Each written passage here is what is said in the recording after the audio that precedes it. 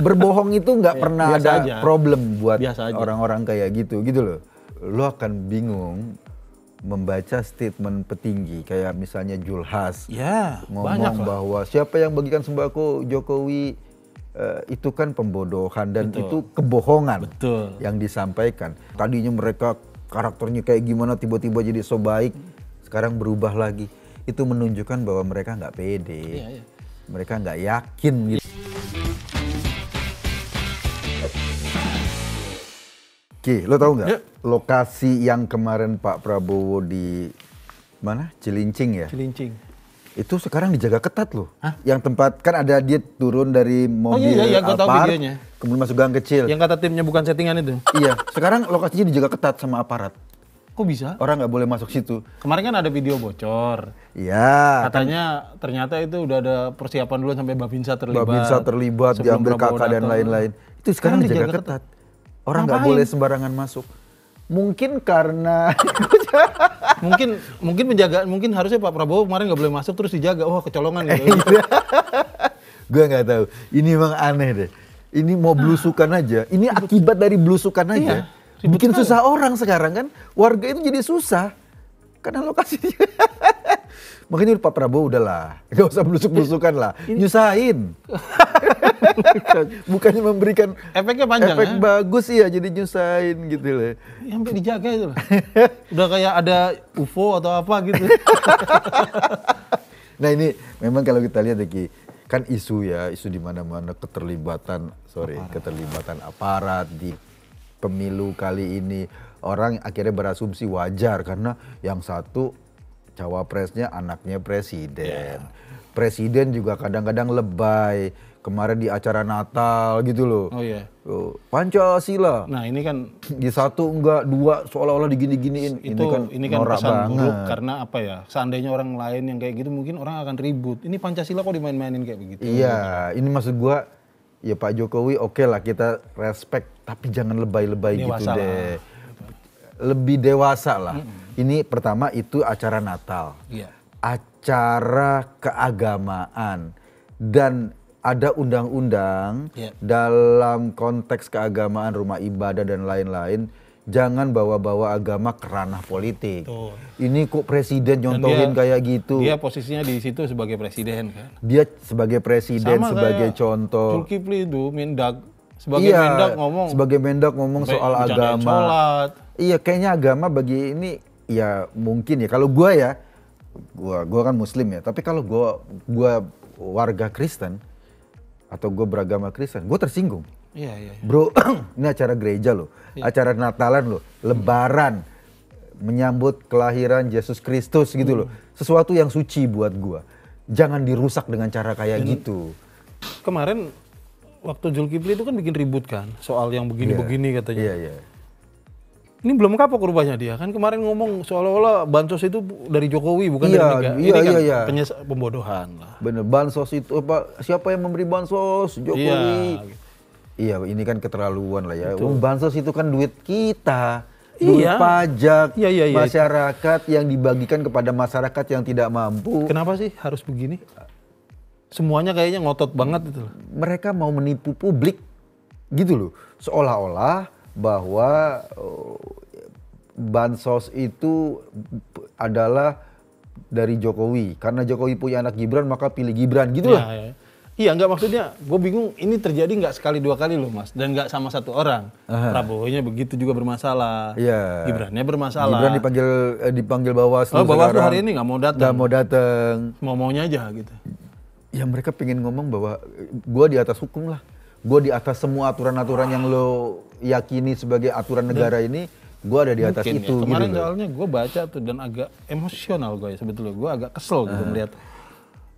Kemarin kan ada kasus itu ya yang pemukulan di Boyolali itu. Di Boyolali ya. Boyolali ada orang pendukungnya Ganjar habis acara atau apa Habis gitu. acara Naik ya. motor mungkin ya knalpotnya kenceng mengganggu Iya, dan lain iya. sebagainya. Tapi apakah terus dia layak untuk dipukuli? Nah, itu dia tuh. Wong maling aja dipukuli itu seharusnya melanggar hukum kan? Iya. Karena nggak boleh main hakim sendiri. Ya. Gitu. Ini yang udah jelas salah loh. Yang udah ini orang naik motor, ya anggaplah mengganggu. Terus apakah Layak layak dipukuli. dipukuli? Kan nggak boleh. Ini jelas, udah hitam putih. Tapi kok pendukungnya Prabowo pada seneng ya? Dan diglorifikasi bro, iya. diglorifikasi, mereka ngirim apa? Kayak bunga, karangan bunga seolah-olah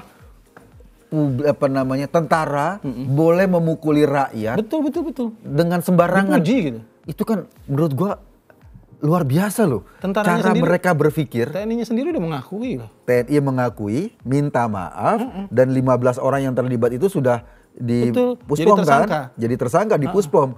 Terus ada pendukung kayak Kurawa gitu, bilang, oh bagus ini, oh, kalau hajar terus gitu kan, itu buset dah. Iya. Enggak, mereka ini sudah sadar bahwa yang mereka dukung itu adalah orang-orang yang pingin bikin negara ini semi totalitarian, semi otoriter, semi beringas kayak gitu. Makanya udah dimulai dari sekarang. Jadi dimulai dari sekarang. Latihan. Dibiasain yang gitu-gitu. Iya, pemegang tampuk kekuasaan boleh melakukan apapun kepada rakyat, rakyat nggak boleh protes. Nah inilah mas, gua juga dalam banyak hal ya, ini kan oknum tadi ya, terlibat mukul. Gue dalam beberapa hal juga bersimpati juga sama aparat ya. Kenapa? Ya. Terbukti kok sejak reformasi sampai sekarang berkali-kali pilpres aparat bisa aman-aman saja. Bisa tahan diri lah bisa ya. Profesional. Kenapa sekarang tiba-tiba banyak orang yang ngomong sebaliknya? Ini kan berarti ada tekanan buat mereka. Ya satu itu. Yang kedua menurut gua ya, memang barangkali pada case-case tertentu aparat, ya tapi kan aparat yang terlibat pemukulan kemarin sudah ditahan. Artinya mereka tahu positioning. Iya. Oke, gua salah, gua tahan. Dia tidak membenarkan pemukulan itu. Dan itu posisinya TNI clear ketika Mas Ganjar datang ke sana, kemudian ada dandimnya. Betul. Clear tuh. Tidak ada yang menyatakan bahwa pemukulan itu sebagai kebenaran atau sebagai tindakan yang benar. Itu tindakan yang salah. Kecuali pendukung Prabowo. Di Twitter macam mana. Iya. Ya sama lah. Tidak ada yang mengatakan bahwa aksi Pak Jokowi di gereja itu, yang ya orang boleh berdebat lah. Itu kan Pak Jokowi lagi Pancasila bla bla bla. Alah, kita bukan orang bodoh lah, kita tahu lah. Mereka sendiri mengglorifikasi. Ini lihat nih Pak Jokowi. Iya. Angka berapa telunjuknya. Mereka sendiri yang glorifikasi itu. Nah, tidak ada yang menyatakan bahwa kalau kita yang normal ya jangan gitulah Pak, geluh gitu. Iya. Kalau kata orang Sunda ya. Betul. Jangan gitu-gitu banget lah. Tetapi mereka mengglorifikasi. Sama kayak kemarin ada kiai atau siapa ya? Gus yang bagiin duit. Oh, Gus Miftah. Dengan cara kayak gitu loh. Nggak ada yang membenarkan tindakan itu. Kalaupun itu duit sedekah, yang dibagikan dengan cara yang adab lah. Oh iya betul. Nyebarin duit kayak gitu di panggung. Tapi ya kemudian mereka bela mati-matian, abis-abisan bahwa itu adalah tindakan yang nggak ada masalah gitu loh. Ini kan ada orang yang punya akal sehat, yang melihat suasana itu sebagai jangan gitu dong, ini pelanggaran, ini nggak etis. Ini sebetulnya kalau menurut gue sih memang udah selaras logikanya sama Prabowo. Prabowo kan dibilang apa? Prabowo kan bukan cuma satu pilpres loh. Beberapa pilpres dia ngomong kalau ada yang ngasih duit, money politik ambil aja. Soal nanti nyoblosnya siapa urusan, artinya dia membolehkan untuk ngambil. Nah, dalam kasus Gus Miftah, ketika orang mempertanyakan, ini kok bagi-bagi uang? Pembelaan mereka itu ini bukan money politik, bukan itu. Pembelaan mereka ini bukan timnya Pak Prabowo kok. Oh iya, tapi ketika pas Pak Prabowo kemarin debat ada di belakang. Dan buat mereka masalahnya bukan bagi-bagi duitnya, gitu loh. Ini soal buat mereka masalahnya teknis, tim Prabowo atau bukan, itu loh. Jadi bukan soal perilakunya. Enggak, bagi mereka rakyat ini mungkin tolol ya. Iya. Ketika nonton Gus Miftah di tim pakai baju yang baju tim Prabowo, ada dalam debat di belakang Pak Prabowo di TV loh, di KPU waktu itu ya kalau nggak salah. Dan kemudian mereka ngomong ini bukan timnya Pak Prabowo, mungkin nggak masuk dalam tim formal gitu ya. Tapi ada di situ mereka pengen bilang, udahlah antara kenyataan dengan omongan gue bisa jauh beda. Pura-pura lupa aja. Pura-pura lupa aja kayak Gibran bilang ketika dulu ditanya, mau jadi dicalonkan cawapres. Oh saya belum punya pengalaman. Bahwa kenyataannya itu jaraknya cuma beberapa bulan lah. Iya, berbohong itu nggak pernah ada problem buat orang-orang kayak gitu loh. Ini patologis sih itu, patologis, bohong yang patologis. Maksud lo? Patologis itu udah orang menjadikan bohong itu sebagai kebiasaan. Ya tinggal bohong menjadi kebiasaan. Artinya maksud gue begini ya, ketika lu tokoh publik, lu ditodong sama wartawan, Pak katanya kemarin ini, Mas katanya atau Mbak gini-gini. Lu bisa aja ngomong nggak sesuai kenyataan kan. Oh itu kan bukan tim saya. Gitu. Ya udah gampang, orang nggak bisa ngejar kok. Iya. Nanti orang baca marah-marah di HP-nya, kemarin lu nggak ngomong gini, sekarang ngomong gini, marah. Paling marah-marah doang. Bisa apa lu? Iya. Ya kayak sama kayak misalnya gitu deh.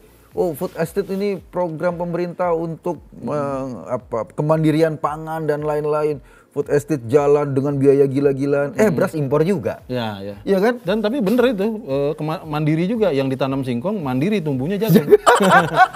Mandiri tuh.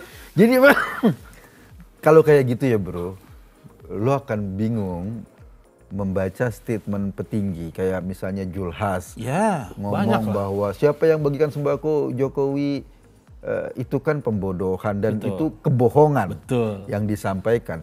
Pak Jokowi ada budget misalnya budget bansos, budget itu kan disetujui oleh DPR. DPR itu semua partai, semua mekanisme politik itu terlibat dalam menentukan budget itu. Hitung-hitungan itu kan dan datanya dikerjakan oleh Kemensos misalnya. Nggak bisa dihitung sendiri, nggak mungkin. Ngapain presiden ngitung sendiri ya? Kecuali dari duit dia sendiri, kan enggak, itu duit masyarakat yang dibagikan. Nah ini adalah publik ini pengen dibuai dengan kebohongan, dengan informasi-informasi palsu, dengan disinformasi. Sebetulnya di belakang kepala mereka, ini yang bikin gue sangat tersinggung. Apa tuh? Mereka berasumsi rakyatnya tolol. Betul. Jadi ketika dia ngomong A, kenyataannya B, ketika dia nganggap kita ini tolol, lo akan percaya dengan ini kan? Kalau gue bilang Gus Miftah bukan tim gue, lo percaya pasti. Gitu. Ya gitu loh, kayak gitu bro. Kalau gue bilang Ki, itu gue punya kekuatan besar untuk ini gitu, dan lu percaya. Gue kan anggap lo tolol kan? Iya. Gitu loh. Itu yang kemudian paling menyakitkan buat gue. Iya. Dan serunya ada orang yang dengan sukacita kemudian menyatakan diri bahwa gue bagian dari tim tolol. Gitu loh. Iya kan? Gue bagian dari, sukacita mereka. Mereka mengglorifikasi. Betul. Itu semua sebagai bagian dari dan ini normal-normal aja kok gitu. Baik-baik aja kok gitu. Ampun. Ya kita harus mengembalikan kesehatan berpikir kita kembali gitu. Standar kita turun banget soalnya di pemilu sekarang ini. Ya kita harus akui lah bahwa kejadian kemarin di Boyolali itu mencoreng problem kita. Gue ngerti. Ada kasus misalnya knalpot yang bising. Iya, itu salah. Itu salah. Itu bisa ditertibkan dengan cara yang lain. Karena memang menurut gua ini kebiasaan ya. Bedanya setiap kali kampanye di Boyolali dan di beberapa tempat di Jawa Tengah, perilaku itu memang terus-terusan udah lama sekali itu dari tahun 98 bahkan sebelum 98 dulu zaman Mega Bintang. Itu perilaku itu tuh kayak gitu tuh wang menunjukkan sikap protes sebetulnya. Iya betul. Publik itu membesarkan knalpotnya menunjukkan sikap protes pada saat itu ya. Dan itu jadi kebiasaan. Itu jadi kebiasaan, jadi tradisi pada setiap kampanye akhirnya seperti itu. Bisa kok ditertibkan sebetulnya kalau mau serius ya. Iya sama kayak misalnya kemarin pendukung PSI yang ketuanya adalah Kaisang Pangarep, pendukungnya anak juga presiden, ketika di Surabaya juga pakai knalpot kayak gitu, wang, dan kemudian nggak ada tuh orang-orang PSI yang teriak ini digebukin aja semua gitu loh. Ini bedanya Mas, menurut gua. Apakah kemudian akal sehat kita harus dikalahkan oleh pilihan kita kalau pilihan kita salah gitu misalnya, yang kita dukung salah misalnya gini. Gue ngambil contoh begini deh, Mas Ganjar. Ini kan mendukung Mas Ganjar.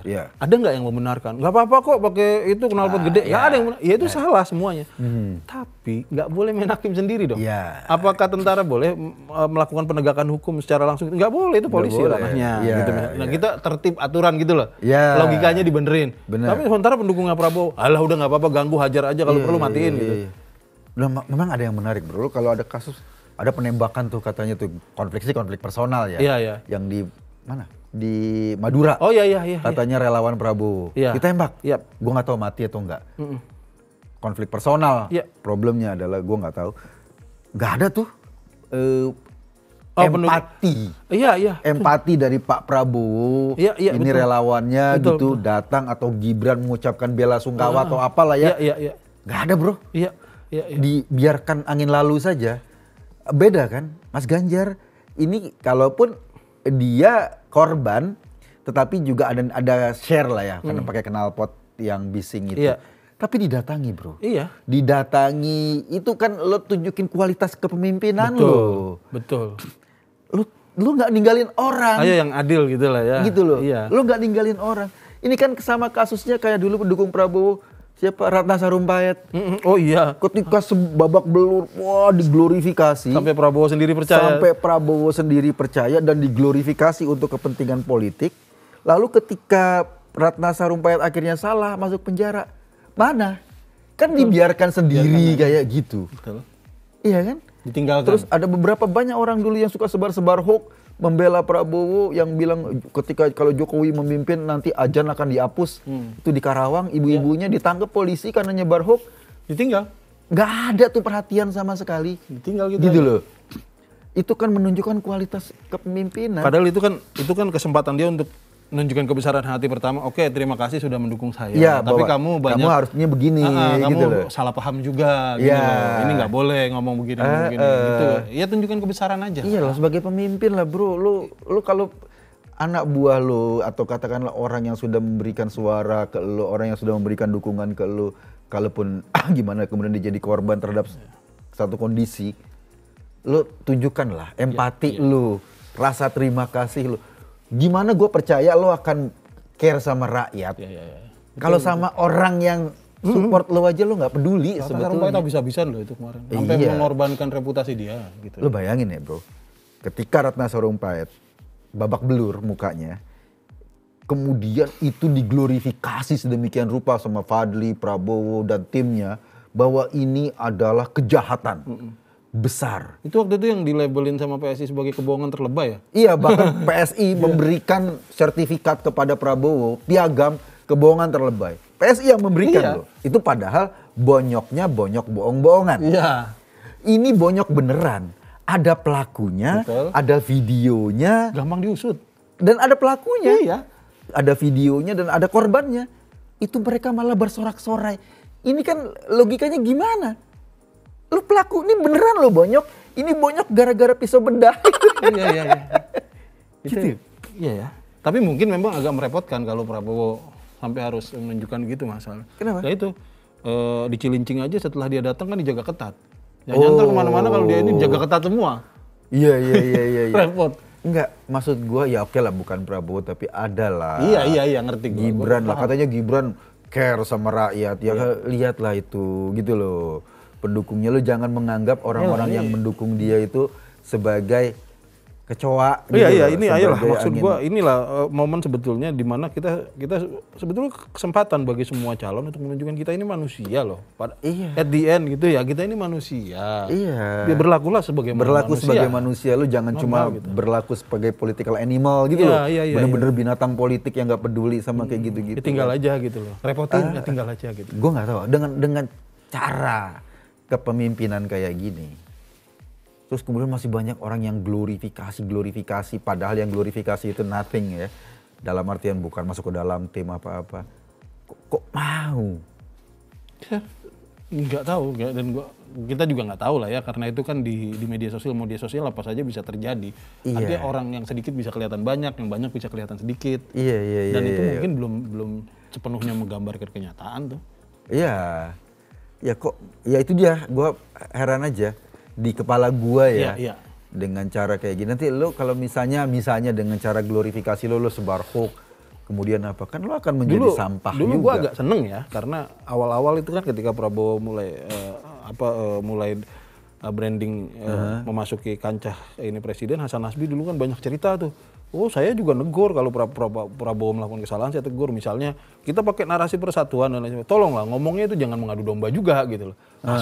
Dia ngasih contoh misalnya kayak si Habibur Rahman ngomong apa waktu itu, kalau menantunya kalau nggak milih Pak Prabowo cepat pecat aja atau gimana gitu. Ditegur katanya sama dia kan, karena ini nggak cocok sama ini, harusnya kita tapi sekarang udah nggak ada yang negor-negor lagi tuh. Waduh. Hasan Nasbi juga termasuk yang nyerangin orang. Iya, malah pemecah belah juga dia. Iya, artinya inilah gue bilang, di bawah tekanan kualitas orang kelihatan. Yang sebenarnya gimana sih? Ya sebetulnya mereka ingin menunjukkan bahwa apa yang perilaku mereka menunjukkan itu sesuatu yang berbeda dengan hasil-hasil survei yang digembar-gemborin. Iya. Kepanikan mereka, perilaku mereka, berubahnya karakter mereka. Betul. Tadinya mereka karakternya kayak gimana tiba-tiba jadi so baik, sekarang berubah lagi. Itu menunjukkan bahwa mereka nggak pede. Iya. Mereka nggak yakin gitu. Iya namanya sepuhan itu gampang hilang. Iya, sepuhan kan gitu kan, diwarnain. Gitu. Tapi kan kena panas hilang, kena air hilang, kena luntur. Gitu. Iya. Gue sih yakin ya, bangsa ini bukan pasti sih, bangsa ini terlalu cerdas untuk dibohongin dengan cara-cara kayak gitu. Mungkin awal-awal bisa lah termanipulasi dengan retorika, dengan apa. Tapi lama-lama orang akan, enggak nih gitu. Iya. Ini bukan gua nih gitu loh. Ini bukan kita kemarin banget. Pas banget, teman gua ada yang ngontak tuh, teman lama tuh, teman gua kuliah gitu. Gua orang yang sempat sesaat itu terpesona dengan brandingnya kata dia gitu. Prabowo. Sempat sesaat terpesona, tapi pas gua ngeliat lagi muka lu di medsos, gua jadi inget. Kalau ngeliat muka lu gua inget sejarah, katanya masa lalu. Dia bilang gitu. Oh iya, masa lalunya. Gimana? Itu teman gue loh, baru WhatsApp gue kemarin. Gitu, dia terpesona sama branding. Sempat terpesona katanya sama brandingnya. Gue jujur katanya gue sempat terpesona beberapa saat sama brandingnya Prabowo yang sekarang. Tapi pas ngeliat muka lu di medsos katanya, gue jadi inget. Oh iya, inget sejarah katanya. Kita nggak habis-habis kalau ngomongin ini ya, seru. Betul. Ki, thank you. Kita akan ngobrol lagi minggu depan. Sip.